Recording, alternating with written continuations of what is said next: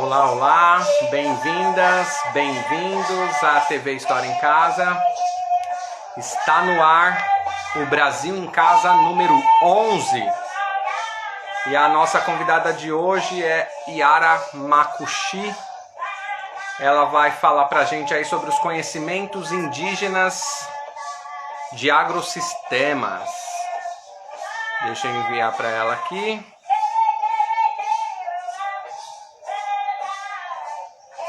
E a gente está ouvindo aqui Canto do Povo Makushi, Comunidade Raposa de Boa Vista. O programa de hoje ele faz parte de uma série que a gente intitulou aqui Povos Originários, Ouvindo a Sabedoria Indígena, que acontece toda segunda-feira às 19 horas. Então é um prazer receber a Yara por aqui para a gente conversar sobre o povo Makushi. A Yara já está por aí.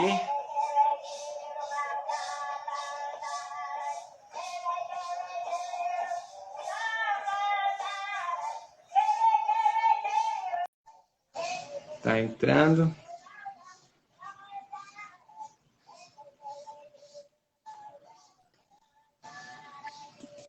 Olá, Yara.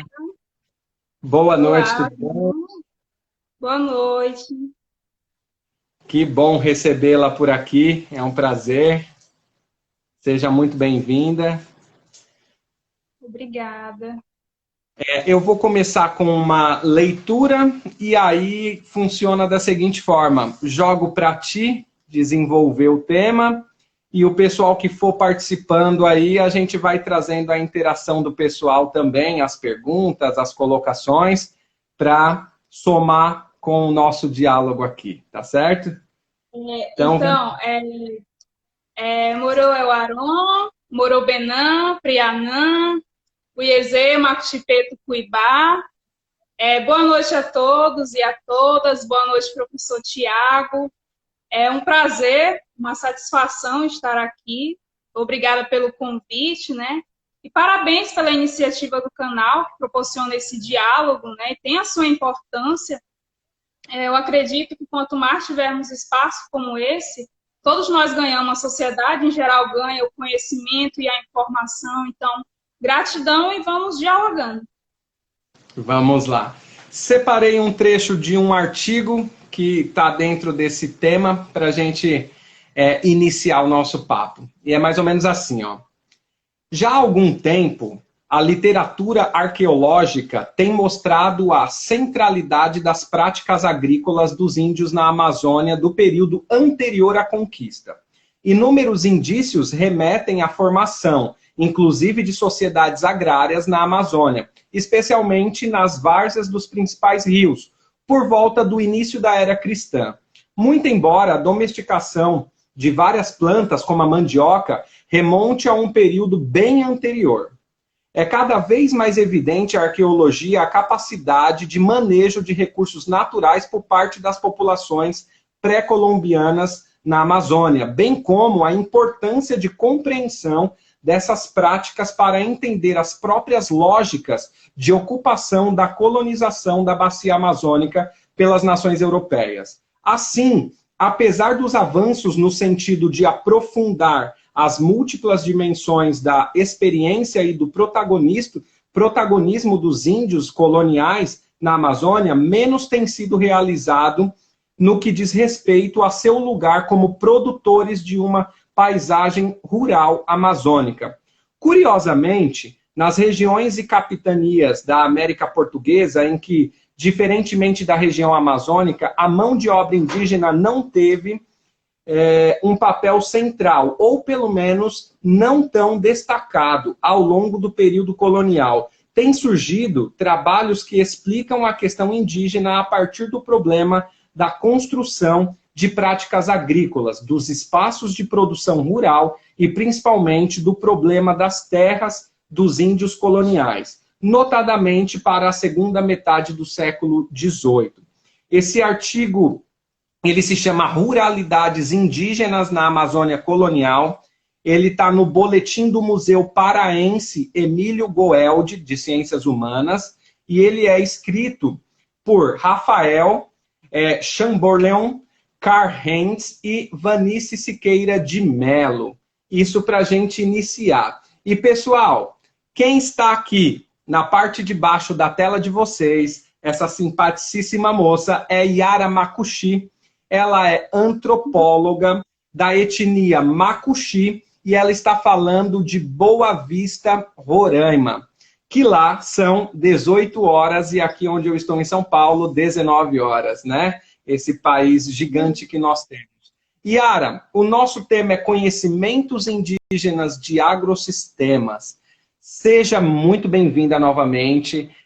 O espaço é todo seu para expor o seu conhecimento e peço para quem está assistindo a gente, quiser contribuir com o diálogo, escreva no interrogação que a gente projeta aqui e traz para o diálogo. O espaço é seu. Então, vamos lá. Eu vou aqui falar sobre a agricultura indígena, né? Então, para início, eu vou estar colocando aqui que essa pesquisa que originou esse trabalho de conclusão de curso da graduação em antropologia, ele foi realizado na minha própria comunidade, chamada Boca da Mata, que fica na região do Alto São Marcos. Ela fica é uma região que fica de divisa com a Venezuela, fica no norte de Roraima.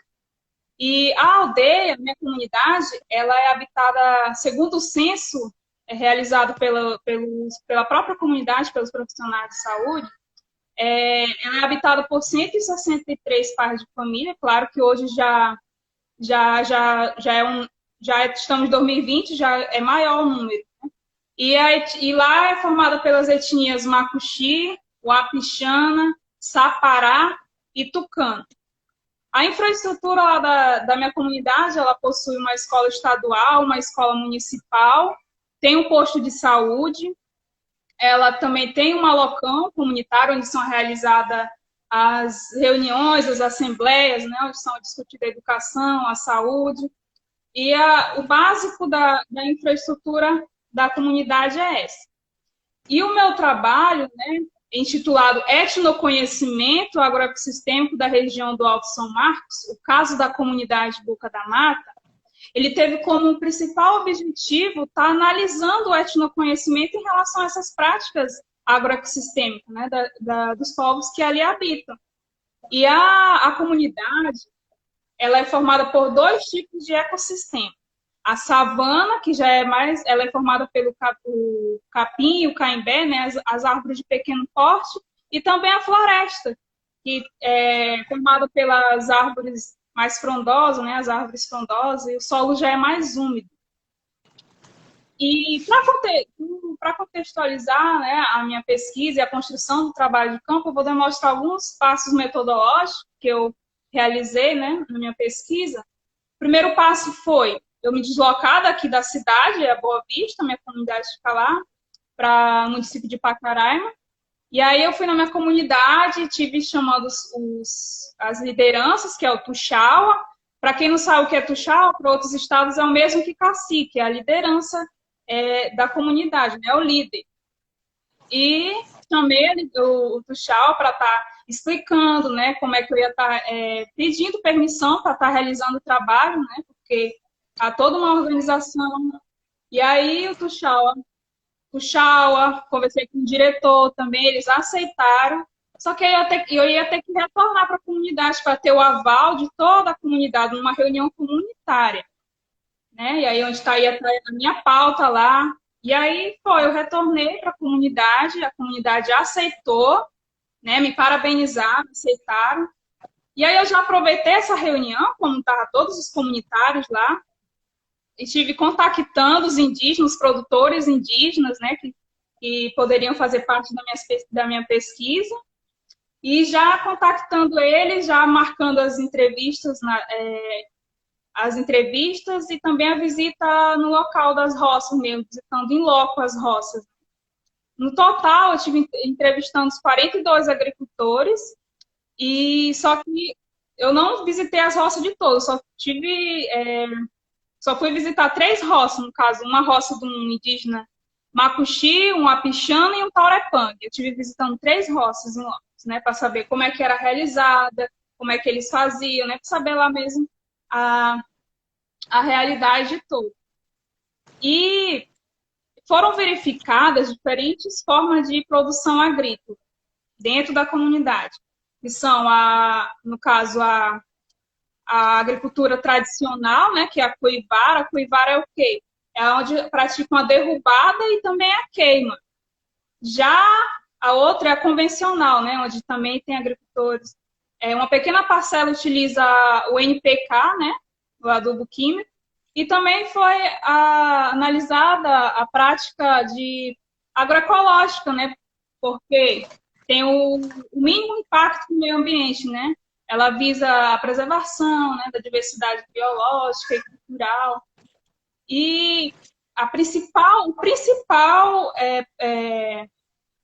cultivar, que lá na comunidade Boca da Mata, é a mandioca, né, que é a principal base alimentar dos povos indígenas, dos agricultores lá. Por que que a mandioca ela praticamente, a maioria planta mandioca lá? Porque da mandioca a gente faz o beiju, a gente faz a farinha, o caxiri, o tucupi, né? Para quem não sabe o que é o caxiri, ela é uma bebida indígena, né? Tem o pajuaru também, é uma bebida indígena que é fermentada, ela passa por vários processos. E também o tucupi, né? Dá para fazer várias coisas da mandioca. E aí, fora a mandioca, tem a banana, tem o cupuaçu, tem o milho. Esses são os principais cultivares realizados na comunidade. E para falar desse conhecimento tradicional em relação com as técnicas agrícolas, eu tive o prazer, né, a honra de estar visitando em loco a roça do meu tio, que ele é o maior produtor de cupuaçu lá da região. Ele utiliza a técnica agroecológica lá, né, o sistema agroflorestal, ele utiliza ele possui 3 roças, na verdade. Aí 2 ele utiliza o sistema agroflorestal e a outra ele já utiliza a queima, no caso. E aí o meu tio, ele demonstra conhecimento acerca do composto orgânico, né, no caso, para reverter em adubo para o cupuaçu, porque ele utiliza a casca da mandioca mesmo, e transforma em adubo, né, para o próprio pé de cupuaçu, sem uso de fertilizante, agrotóxico, né? E aí ele até brinca que é engraçado, porque ele fala que ele coloca o adubo lá e as galinhas vão lá e ciscam, e aí ele vai, joga e as galinhas vão lá e ciscam de novo, aí praticando o manejo. Ela ajuda, as galinhas ajudam no manejo dele lá. E o segundo indígena entrevistado foi o da etnia Taurepang. Esse indígena da etnia Taurepang, ele faz a roça já diferente, do mesmo modo que o meu tio, no sistema na floresta. Ele utiliza, ele faz a roça dele dentro da floresta, né, com a derrubada e a queima também, que é a coivara, né? Em relação a ele dizer do porquê que ele utiliza a queima, né? Eu vou estar lendo aqui o relato dele. Ele fala assim, em relação do porquê ele utiliza a queima, né? A queimada. É queimado, tem que ser queimado. Essa técnica é utilizada pelos nossos pais, nossos ancestrais, na verdade. E a gente tem feito da forma que eles fizeram. Então, a gente vê aí que há essa prática tradicional indígena, né? Que ele disse que foi passado dos avós para o pai dele, e do pai dele foi passado para ele, e ele está passando hoje para os filhos dele, né? E aí o terceiro agricultor foi o Apixana, né? Já diferente do primeiro e do segundo agricultor que realizavam a prática agrícola em floresta, ele utiliza já numa área de savana, já. Ele questionava do porquê ele escolher também a mandioca e por que aquele local para plantar. Ele coloca assim, ó, porque essa terra aqui, é um sistema mais produtivo para a mandioca do que para outro tipo de plantação. No caso, a banana, ela não é muito boa, mas para a maniva, para mim, ela seria uma ótima terra. Então, aí a gente dá para ver, né, que cada determinado ecossistema, né, ele vai de acordo com o cultivar. No caso, a banana, ela dá mais na área de floresta, a mandioca mais naquela área de savana, né? Então, e aí com a plantação, né, o indígena da etnia Mapuche, ele coloca que ele faz, como eu falei antes, né, ele faz o beiju, o caxiri, né, o tucupi, ele tira o tucupi para colocar, para temperar a pimenta, né, para colocar na damurida. A damurida também para quem não conhece o que é a damurida, ela é uma comida tradicional indígena também, ela é um caldo apimentado, que pode ser feito da caça, da pesca, né? E aí é bem apimentado. E aí tem as folhas também, que pode ser de aroçá, de maniva, da folha da maniva. E aí, dependendo da produção dele, ele vende, né? Dependendo da produção, ele consome e também vende, dependendo de como é que vai estar a produção naquele ano. A gente vale notar também, dentro da comunidade, a questão das políticas públicas. Lá na comunidade tem o Cupuaçu Forte, que no caso o meu tio, ele participa dessas políticas públicas. No caso, o Cupuaçu Forte, que é uma iniciativa da Embrapa, em parceria com uma organização indígena, que é a LIPSI, né? E eles visam, né, alternativas de produção, de manejo, para estar trazendo renda e oportunidade também de trabalho. E desenvolvimento para a produção agrícola, né?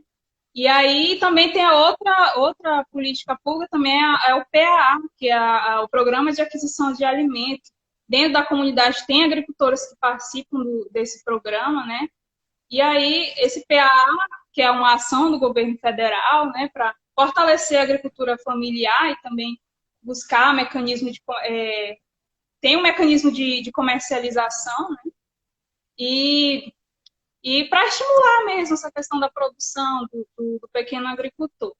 As técnicas ancestrais ditas pelos próprios agricultores, o primeiro está a questão da utilização do fogo, né? E vale lembrar aqui, ressaltar, que a utilização da queimada ela é feita de forma consciente e controlada. E também essa foi a principal, né? A utilização do fogo, da queima. E também a orientação lunar, vamos supor. A gente não vai plantar determinado cultivar porque a gente vai plantar quando só for lua cheia. Então, essa técnica é uma técnica ancestral utilizada por eles, né? A técnica orientação lunar, no caso. E também tem a técnica familiar, que é o ajuri. O que é o ajuri? É uma técnica ancestral que é um trabalho comunitário, né? Um trabalho onde se reúne os comunitários para determinar. Vamos abrir uma roça, a gente vai fazer uma roça, reúne todos os membros da comunidade, né, para estar. E as mulheres também, as mulheres não ajudam só no fazer da comida, tem mulheres também que vão para ajudar também a participar do trabalho comunitário, né? E tem um ecossistema para determinada cultivar, né? Ecossistema para cultivar específico, como eu já falei. E tem o adubo orgânico, tem o plantio de pimenta, também tem o preparo de covas. Então, essas foram as principais cultivares, assim, relatadas, as principais técnicas ancestrais. E aí, vale lembrar também que no meu trabalho de campo, eu acho bastante importante ressaltar aí que essa produção realizada dentro das comunidades indígenas, ela fomenta e também ela auxilia dentro da merenda escolar indígena, porque teve minha realização de campo, no meu trabalho de campo, eu tive que ajudar a fechar a BR-74, porque para estar reivindicando, né, porque na comunidade Boca da Mata não tinha merenda escolar, né, a merenda que tinha os agricultores que ajudavam, né, vinha da agricultura lá dos povos indígenas de lá. E aí a gente fechou a BR porque para reivindicar mesmo merenda escolar, transporte escolar para os alunos, né? Porque na minha comunidade, ela é um centro regional. Ela é um centro regional porque reúne outras regiões diferentes para discutir a questão da educação, né? Da saúde. E aí ela é um centro regional que atende outras comunidades. As comunidades próximas de lá também vai alunos estudar de outras comunidades estudar lá. Então, ela é um centro regional, e aí ela é referência também lá. E as comunidades, a gente foi fechar mesmo a BR, porque os alunos não tinham merenda, e a gente vê aí a questão do esquecimento do Estado, né, aquele velho esquecimento do Estado com as populações indígenas, né, e se a gente não fazer nada, para eles está tudo ok, está tudo bom, né. Então, esse foi um desafio muito grande também que a gente, até hoje, né, a gente enfrenta, infelizmente, isso. E se a gente não abrir a boca para falar, tá tudo bem, então a gente tem que reivindicar nossos direitos. E é isso aí, a gente está aí na luta, né? Então, assim, o estudo lá revelou assim que apenas um agricultor ele produz dentro das técnicas agroecológicas, né, que é o sistema agroflorestal de Cupuaçu, e uma pequena parcela ela utiliza a agricultura convencional, né, que é o NPK. E o conhecimento tradicional realizado pelos indígenas lá, os interlocutores, né? A principal foi a queimada e o tempo de lua, né, para o cultivo, as principais técnicas ancestrais. E a gente nota também a importância lá das políticas públicas, né, porque ela fomenta uma pequena parte da atividade econômica lá. E essa parte econômica mesmo dentro da comunidade, né, dos povos lá da Boca da Mata. E a gente nota também a questão da união do conhecimento tradicional com o conhecimento científico, né? Porque lá os agricultores recebem assistência assistência técnica da instituição Embrapa e também a Secretaria de Agricultura Municipal, né? Eles têm a visita lá, o meu tio, ele sempre está recebendo, ele é referência, vai sempre pessoas lá da Embrapa falar com ele, ver como é que funciona o modo de produção dele, né? Ele é referência lá, ele é referência para todo mundo. E aí ele sempre está recebendo visita lá. Yara, Oi. Aproveitar uma pausinha para você respirar um pouco, para a gente entender aqui, né, o que está sendo colocado. Então, o seu estudo foi feito aí dentro de 163 povos, é isso que você colocou para a gente? Não, foram entrevistados lá na comunidade Boca da Mata, tem 63 famílias. 63 famílias. 42 agricultores. Legal. Aí de ecossistemas a gente tem savana e floresta, né, da questão do solo. Existe diferença entre as roças, pelo que você citou, talvez 3 etnias. Existe uma diferença, por exemplo, numa questão de ancestralidade, de como isso vem acontecendo ao longo dos anos e passando dos povos para os seus descendentes e vai chegar, como você disse, da queimada em alguns povos, outros já não praticam. Isso é uma questão de ancestralidade? Sim, sim. Tanto que, como eu estive visitando essas 3 roças, né, como eu coloquei, esses 2 agricultores, eles têm a maioria lá, elas utilizam o conhecimento tradicional, que é no caso a queima, né, a coivara, que eles derrubam e utiliza a queima, que já foi um conhecimento que já foi passado dos avós, né, e foi passado para os pais, e eles estão passando para os filhos dele, no caso. Uhum. E como que funciona uma questão de dependência da alimentação que vem de fora? Existe muita dependência de alimentação de fora para dentro do convívio, e como que é essa concorrência com o externo? Bom, na questão alimentícia. Assim, a comunidade, a Boca da Mata, ela é uma comunidade que fica bem às margens da BR-174, né? Então, ela fica bem próxima ali do município de Pacaraima. Lá na comunidade tem os agricultores que eles praticam essa agricultura, né? E eles também, não só como praticam a agricultura, como também compram, né, os alimentos de fora também, o arroz, feijão, né? Os outros alimentos, né?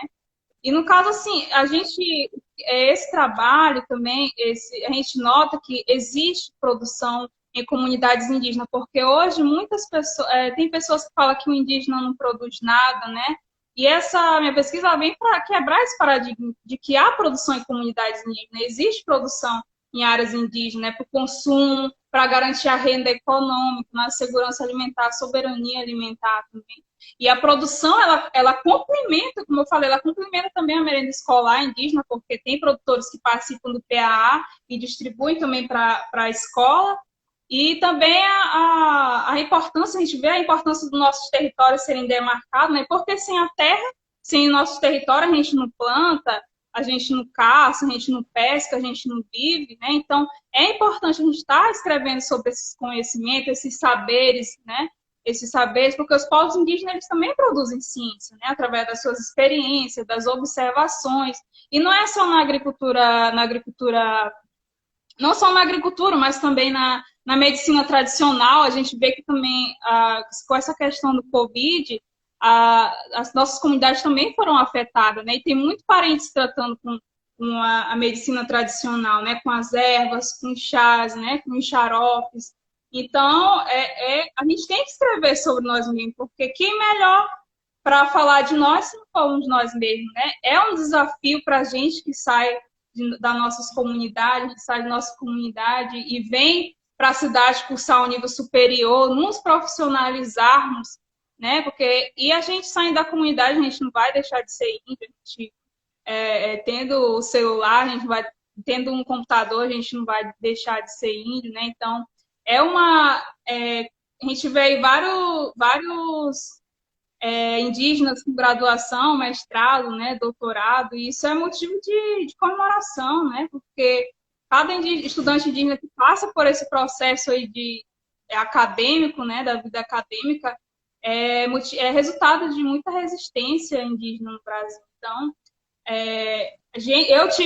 eu não tenho nenhuma vergonha de dizer que a gente, de valorizar a questão das políticas públicas dentro das universidades, né? Porque eu recebi o programa, o Bolsa Permanência, e também participei do projeto de iniciação científica, né? Que também foi o início do meu trabalho, esse trabalho que eu estou falando hoje, né? Então, as cotas raciais não é privilégio, né? Mais do que uma dívida histórica, né? Uma obrigação do Estado brasileiro para com nós indígenas, né? Então, e dizer que a gente está aí, né? A gente está aí para reivindicar, né? Vai ter indígena, vai ter negros ocupando as universidades. Por muito tempo a gente foi objeto de pesquisa, né? E hoje a gente passa já de pesquisador a objeto. Então a gente nos tornando pesquisadores, né? A gente está aí para demarcar, para ocupar, para defender e também fortalecer, né? Se conectar. Aí extremamente importante a fala de vocês, mais do que nunca no momento como nós estamos vivendo, né, atualmente também. Eu conversei aqui semana passada com Erisvan Guajajara, e ele trouxe uma fala que coube aí dentro da sua também, que ele fala: mais do que demarcar as telas no tempo de hoje, é necessário também demarcar as telas, né? Esse espaço do indígena estar nas telas falando é extremamente importante, né? Não ser só o objeto de estudo, mas sim trazer o conhecimento à tona. Nós recebemos aqui uma fala, né, do Roberto Noir. O governo federal afirma que as queimadas atuais são causadas por comunidades indígenas. Aí eu acho que você pode dizer alguma coisa, Yara, a respeito dessa, talvez, uma provocação que o Roberto trouxe aí. Né, como eu coloquei aí, né, porque o governo, se fosse pelo governo, a gente todos os povos indígenas estariam exterminados, né, a gente já sabe que isso aí não é de hoje, né, como eu acabei de falar, né, a gente utilizado a queimar de forma controlada, né, de forma consciente e também controlada, né? Isso aí é só mais uma questão de perseguição mesmo. Eu acredito que esse governo aí vem mesmo para... É um governo cruel, né? E se a gente não nos mobilizarmos, não nos, reivindicarmos nossos direitos, porque é isso, né? Eles estão todo tempo querendo nos atacar, tirar nossos territórios, e a gente tem que agir, tem que ir para cima mesmo, vamos ocupar aí todos os espaços que a gente puder, a gente vai estar ocupando, né? Reivindicando. Isso aí é mais para questão mesmo de... Porque a gente sabe que se a gente não estiver lá reivindicando, para eles está tudo bem, né? Então a gente tem que reivindicar mesmo essa questão do nosso território, que isso é só falácia mesmo, né? O território onde hoje você se encontra é demarcado? Sim, a região, lá é a região do Alto São Marcos, a região. É dividido, né? Tem a região tem o Baixo, o Alto e o Médio São Marcos. Nós temos aqui a Eva Potiguar fazendo uma pergunta a respeito do grafismo no seu rosto, que eu acho que é importante também. A Eva, ela grande nossa amiga, um beijo. Aí ela parabenizou e tal. A Eva, nossa amigona aqui lá do Rio Grande do Norte, né? A Eva, a gente esteve realizando uma live, né, no dia 5 de setembro, aí, com a Eva, falando sobre o Dia Internacional da Mulher Indígena, né, a nossa representatividade, né, enquanto mulher indígena. Esse símbolo aqui de trança, Eva. Esse símbolo aqui é de trança da mulher indígena. E essa aqui foi a minha mãe. Isso aqui sempre a minha mãe passou, né? Que a gente sempre dançava parixara, a minha mãe me pintava e ela me levava. A minha mãe é um exemplo de liderança. Para mim, ela é a minha referência, né? Porque desde pequena minha mãe já me levava para o movimento, para as reuniões. Vambora, minha filha, tem que defender, a gente está aqui, vai estudar, a gente vai ter que defender nossos direitos, né? Ela, desde pequenininha, minha mãe sempre foi do movimento. E ela hoje, a minha mãe, ela é coordenadora da MISMASM, né, que é um movimento indígena das mulheres do Alto São Marcos, que é um movimento que busca fortalecer a autonomia mesmo das mulheres indígenas, as mulheres como indígenas se organizando mesmo para estar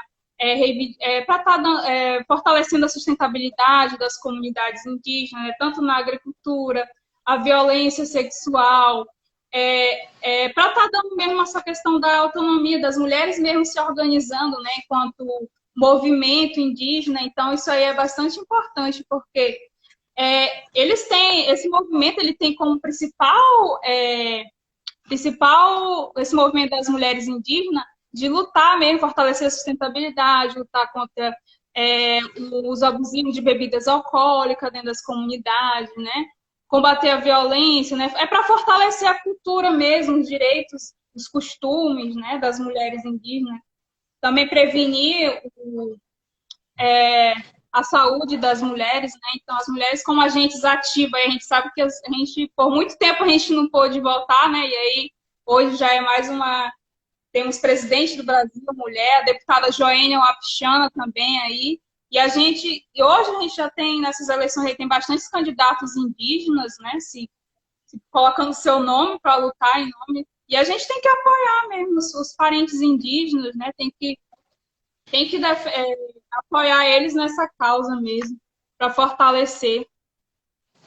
Só dessa forma haverá representação e voz no parlamento, né? A Soninha Guajajara... junto à APIB, que eu acho que é muito importante sempre citar aqui a APIB, né, dentro do processo de diálogo Sim. que a gente vai trazer aqui. Então, quem não conhece, vai lá no YouTube ou vá no Instagram da APIB, ver o trabalho que eles estão fazendo. A Soninha mesmo, esses dias, fez um diálogo com a Greta, né, a respeito do meio ambiente.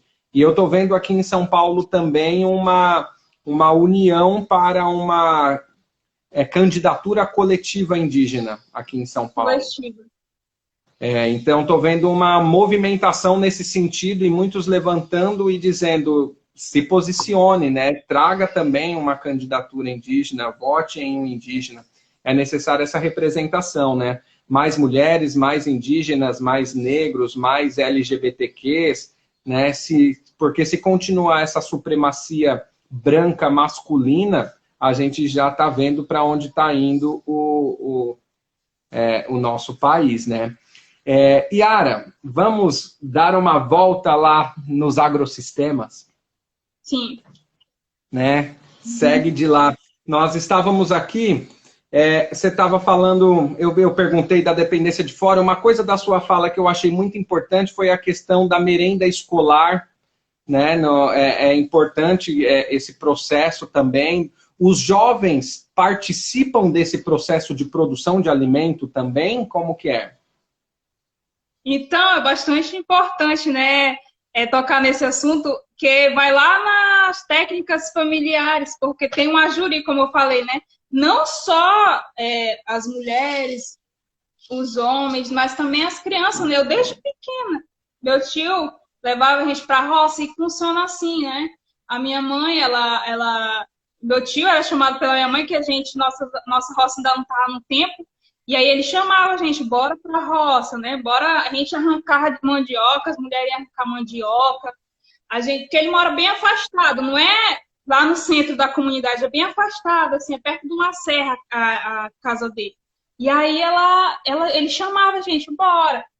E a gente não tinha, era uma alegria, né? A gente ir pro garapé, depois que a gente pescava, depois que a gente plantava, a gente colhia, né? E a gente raspava mandioca, todo mundo unido ali. E aí as crianças também vão, né? As crianças, com os jovens, vai todo mundo junto. Para estar ajudando também na produção do meu tio, no caso. E aí, no final, né, fez a farinha, e aí é dividida, né? Pega um pouquinho para a tia Neide, pega mais um pouquinho para a tia Jane, né? Então, é uma produção, o coletivismo, né, dentro da comunidade mesmo, né? Só essa questão não é só do individualismo, né? Tem o coletivo, né? E familiares, ver a importância também das crianças estarem participando, né? Que elas também têm uma questão é importante, né? Que eles participem também. Porque é aí que, nesse período que está se construindo uma identidade, né? Se eles não participarem, talvez exista um distanciamento desse entendimento, né? De como as coisas funcionam. Principalmente essa ideia de coletividade, né? Até de todo o processo de produção até o processo de colheita para a distribuição na comunidade também, né? Que aí eles acompanham todo esse processo, né? Muito importante. Aí segue contigo aí e eu digo, quem tiver alguma questão para a Yara, coloca aí. Quem tiver também alguma fala que possa somar aqui com o nosso diálogo, também coloca aí, que a gente traz aqui para o diálogo. Segue aí, Yara. Então, a gente estava falando aí desse movimento, né, que está acontecendo. Eu creio que esse isolamento, essa Covid aí veio com um baque, né, para todo mundo, não, em geral, todo mundo em geral recebeu é uma pena que a gente tem perdido grandes lideranças, né, dos movimentos indígenas, e aqui a gente perdeu também grandes lideranças que somaram, né, com o movimento indígena. Tem aí o Isiquirã, que é uma conquista, né, que ela se deu através do movimento indígena também, né, por reivindicação do movimento indígena. Então, o Isiquirã, ele vem aí também para... É um movimento indígena que é o Instituto de Formação Superior Indígena, que vem para ajudar aí os indígenas também, porque lá isso é dividido em áreas, né? Tem a licenciatura intercultural, tem a gestão territorial, também tem a saúde coletiva indígena, né? O Isiquirã, ele é diferente do calendário da universidade, do calendário geral da universidade, né?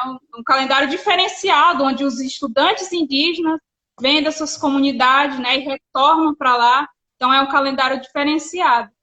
E aí a gente sabe que o Isiquirã, ele se deu, né, por muita luta, né? E aí a gente está demarcando esse território aí, falar como a nossa parenta Braulina, Ela fala que a gente tem que ocupar, né, indigenizar mesmo as universidades, ocupar as universidades com Genipar, Urucum, com o nosso conhecimento indígena, né, porque nós também, indígenas, produzimos ciências, né, e aí tem essa questão da representatividade, a gente também como indígenas antropólogos, a gente tem que ser organizado, tem a ABIA, né, que ela é a articulação.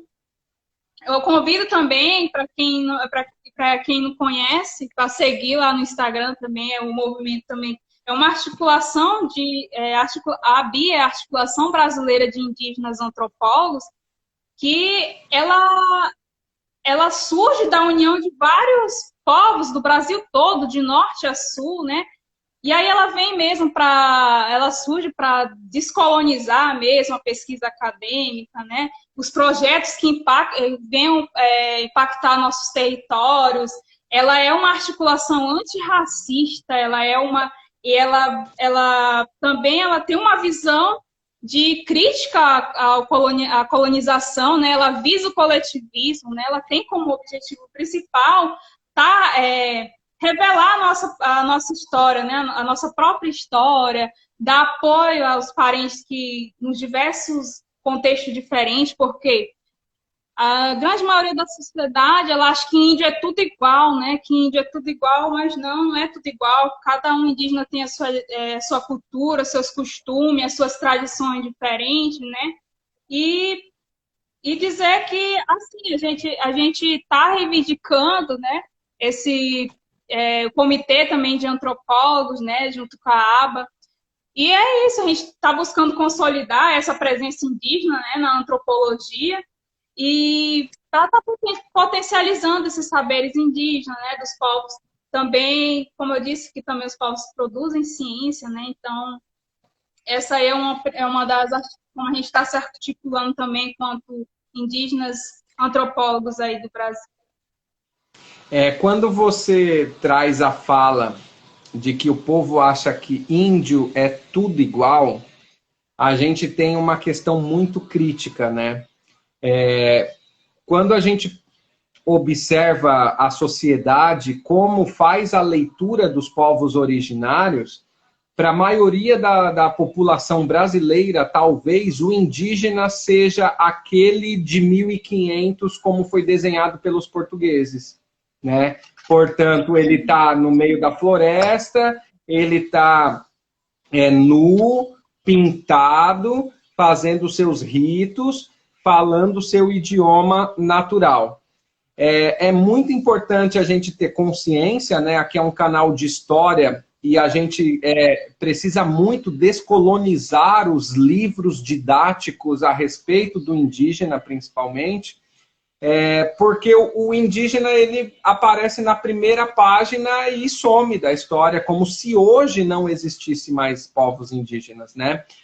Por algum tempo, o governo brasileiro chegou a anunciar que alguns dos povos indígenas tinham sido extintos, quando, na verdade, eles estão aí até hoje. Os Tupinambá de Olivença, por exemplo, né? Então, é muito importante para a gente que estuda história ouvi-los dizer e compreender que um indígena não deixa de ser indígena por ter um celular, como você colocou, por ter um computador, por entrar numa universidade, ou por não estar morando em junto à sua tribo, estar na cidade, né, não deixa de ser indígena. Então, esse ponto acho que é muito importante a gente frisar e fortalecer também a ideia aqui que a Eva colocou novamente, né? A coletividade sempre foi uma filosofia de vida dos povos originários. A Eva afirma a sua fala, né? Que é muito importante. E a gente tem aqui a presença da Jama Wapixana, que eu acredito que é próximo de ti aí. Você falou então, dos Wapixana. A Jama vai estar aqui também com a gente. Acredito que a Jama é semana que vem que a gente senta aqui segunda-feira e conversa com ela também sobre o povo Wapixana.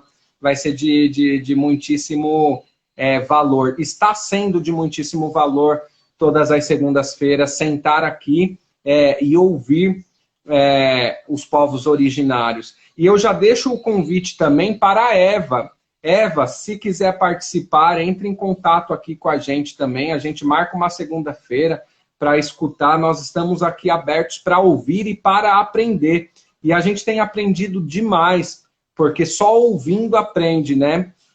Eu vi uma conversa do Tiago Guarani, aqui do Jaraguá, em São Paulo, eu estou em São Paulo, né? Perguntaram para ele a respeito da escola. E a escola, ele falou, dentro da aldeia, e a escola? Ele disse que não há escola melhor do que sentar na beira de uma fogueira e ouvir os mais velhos, né? Então, escutar as histórias, ficar ali quietinho, escutando quem tem para falar. E quando você traz essa de que perdemos alguns anciões por causa do Covid e tudo mais, são bibliotecas vivas que estão deixando o seu ambiente, né? Muito conhecimento está indo junto com essas pessoas, né? É triste, né? É triste, né? Mas assim, a gente tem que seguir na luta, né? Porque essas lideranças que dão o maior apoio, né? Que sustenta a gente, que dá força para a gente, né? Porque eles já vêm do movimento aí indígena, né? O professor Fausto, tem professor Fausto também que ajudou aí com a questão do Insiquirã, né? Que é o Instituto de Formação Indígena Superior. E ele vem, né, para atender essas demandas, né, foram reivindicadas por eles. Então, ele é referência também, o professor Fausto, né, porque através desse Instituto Siquirã, aí é uma conquista de nós, povos indígenas, né, porque ele veio para atender essa demanda dos povos indígenas de Roraima, né, e aí eles são representados pelas organizações indígenas, né, tem como objetivo também viabilizar a formação profissional específico, né? É diferenciado, né? E aí o atual, como eu falei, o Instituto Siquirã, ele vem aí para somar junto com o movimento, né? E aí tem a licenciatura intercultural, tem um bacharelado em gestão territorial indígena, também tem a gestão em saúde coletiva indígena, onde os indígenas podem sair já para atuar dentro das comunidades indígenas, dentro das suas próprias comunidades, né? Então, é isso, a gente tem que escrever, né, sobre nós mesmos, temos que, como você falou aí, demonstrar aí que a gente não deixa de ser índio, né? Se a gente sair da nossa comunidade, se a gente participar da cultura do outro, né? Como a gente fala, o alemão, ele não vai deixar de ser alemão porque ele veio para o Brasil, ele está interagindo com outra cultura, né? O japonês não vai deixar de ser japonês, que ele veio para o Brasil, ele tomou a caipirinha, ele comeu alguma coisa, ele não vai deixar de ser japonês, né? Assim mesmo somos nós, povos indígenas, né?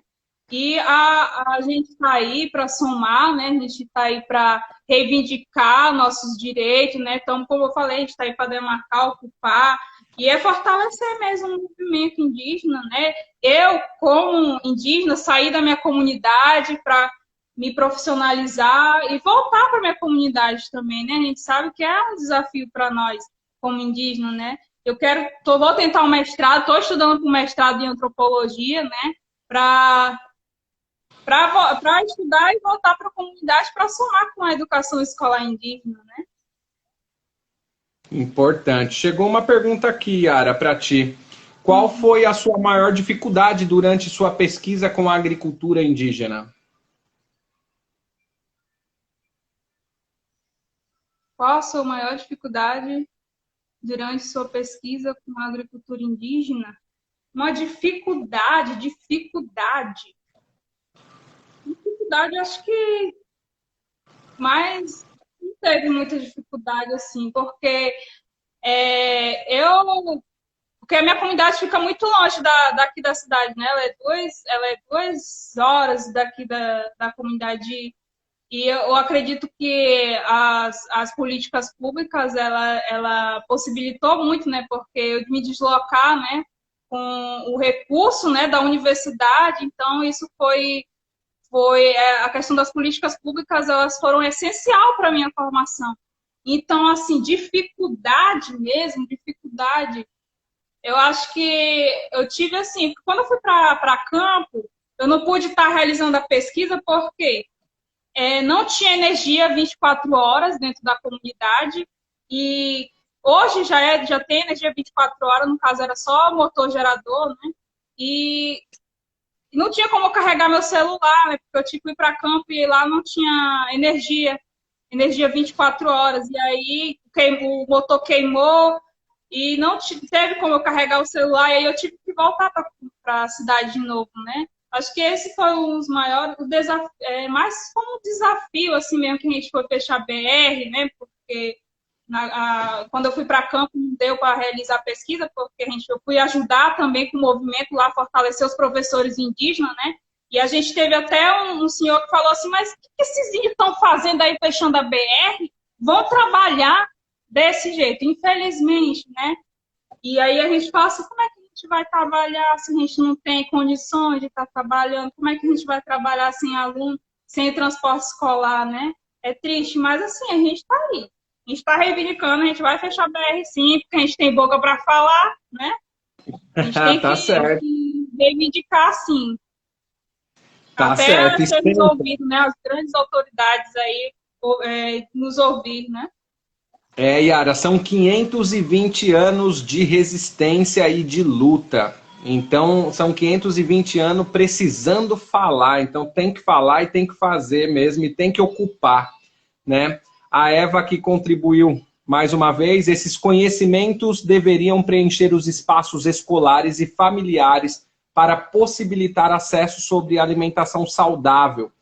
E como isso seria possível, Yara? Esse conhecimento expandir para os lares de todas as famílias, para a gente ter alimentação saudável, com uma propaganda enorme aí do agronegócio, com uma bancada de agro gigante, com essa mesma bancada tentando derrubar algumas leis para conseguir ocupar, não, invadir territórios, né, para produzir mais capital, e a nossa comida vendo cheia de veneno. Como que a gente interrompe esse processo, Yara? E isso aí é importantíssimo, isso que a Eva colocou aí, porque a gente vê aí as pessoas falando que é muita terra para pouco índio, né? E a gente não vê essas pessoas que criticam a gente falar contra o agronegócio, né? A gente vê o agronegócio aí produzindo em grande escala, né? Colocando aí, impactando mesmo os nossos ambientes, né? Nossas florestas, nossa terra. Então, assim, a gente colocando, desde quando a gente morava lá na comunidade, a gente praticava o projeto projeto que a gente ia das nossas comunidades, nós alunos, toda sexta-feira a gente ia produzir, né? O projeto que os professores desenvolviam dentro da comunidade era que toda sexta-feira a gente não tinha aula. Era bastante interessante porque a nossa aula era no campo, a gente ia plantar maracujá, a gente ia plantar banana, a gente ia plantar batata, né? Então, isso aí a gente já tem comunidades que praticam isso, né? Essa questão da agricultura sustentável dentro das comunidades indígenas, né? Foi até uma interessante colocar aí também que a gente acompanha aí o movimento indígena, tem o CI, né, que é o possibilitar, sim, tem o CI, né, que é o movimento também indígena, que está também visitando as comunidades, fortalecendo a agricultura sustentável dentro das comunidades, então é bastante interessante, né, colocar o Conselho Indígena também. O CI é o Conselho Indígena de Roraima, né, que também está servindo de grande apoio para as comunidades indígenas, né? Também ajudando aí no enfrentamento à Covid, fortalecendo também a agricultura familiar. Então, é isso. Tá certo. Yara, a gente está indo para os 3 minutos finais. Dentro desse período, cabe eu, para depois no fim não ficar aquela correria toda de 30 segundos, cabe eu agradecer a sua presença aqui, dizer que as contribuições que você trouxe foram riquíssimas, entender que nós, sociedade civil, né, precisamos ouvi-los mais, precisamos conseguir ter mais espaço para escutá-los, aprender mais com os povos originários, é cada vez mais urgente e necessário. nós aqui no Brasil ainda temos muita sorte de que nosso povo originário ainda está vivo. Nos demais países aí, a antropologia que está extinguindo. Né? Os nossos ainda estão aqui, estão vivos e ainda resistem. Né? Então, os conhecimentos, eles estão aqui, no agora. Né? E aí, eu passo para ti, deixo o convite para a Eva. Eva, não esquece de entrar em contato para a gente conversar. Eva aqui. maravilhosa, Eva maravilhosa. Eva tem também realizado lives aí, né? Chamando também a população para estar fazendo live aí relacionada a também a agricultura, a literatura. Eva é maravilhosa. Então, Eva, vai ser muito bom também a Eva participar aqui. Gostaria de agradecer você também pelo convite, né? De ceder esse espaço que é importante e necessário, a gente tem que ocupar também. Falando da tela lá, né? Das parentes Guajajara. E é isso, gostaria muito de agradecer. E eu posso finalizar com um canto? Um Paixara? Por favor. Então a gente começa assim, ó. O pororó macuio mais teta, o aru tauaru. O pororó macuio mais teta, o aru tauaru. O pororó macuio mais teta, o aru tauaru. O pororó macuio mais teta, o aru tauaru.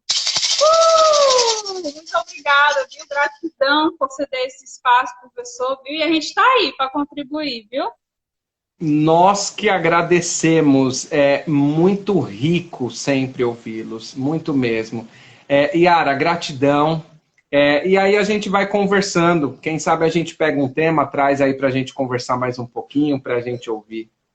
Tá certo? Tá, gratidão também para todos e todas que participaram, que mandaram perguntas, mensagens, subiram os coraçõezinhos aí, né? Gratidão para todos. Tem muitos conhecidos aqui, a Eva Potiguar, a Andréia, Gabriela Chicurari também, a nossa parenta, e também aí está somando um movimento, a Eva, a Andréia, minha sogra, Maria Osanilda, um beijo, saudade, a Jama. Caimê, Jama, Caimê, mano, estamos aí juntos, a próxima é tu, viu? A gente vai estar acompanhando aí, para também estar somando um movimento.